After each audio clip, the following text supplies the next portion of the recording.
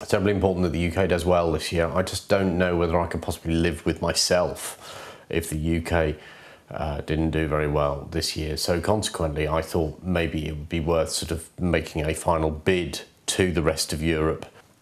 It might go some way to claw in some extra votes for the UK. I'm not trying to swing the vote, don't get me wrong. I wouldn't do that, anything like that. But I just thought it might be worth me sort of reaching out to any sort of hardcore Eurovision fans who've watched the programme for as long as I have. And we're talking around about, well, 1981, I suppose. 1981, so that would be 28 years. I have watched it for 28 years.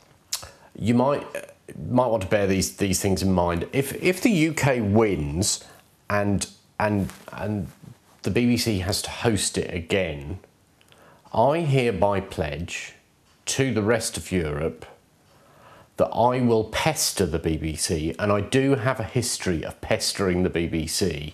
I'm not very popular there. I will persuade them to reintroduce the orchestra into proceedings. The orchestra used to be an integral part of the Eurovision Song Contest until some bright spark came up with the idea, oh, you know, let's have a backing track. Why bother with the orchestra? A moment of Eurovision joy was lost then. I also pledged to persuade the BBC to introduce a stricter dress code for presenters, audience and performers alike.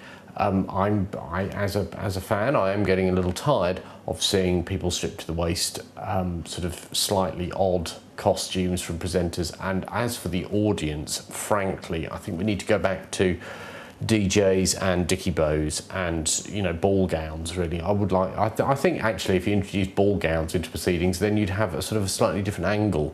And then finally, I would also persuade the BBC to make sure that they hosted it at the O2 Arena in Greenwich, because for me that would be great, because the O2 Arena is literally 5-10 minutes cycle ride away, and I rather like the idea of cycling to the Eurovision next year, assuming the BBC will allow me to have a ticket. So, you know, I figure that by making those pledges you may possibly feel persuaded to vote for the UK.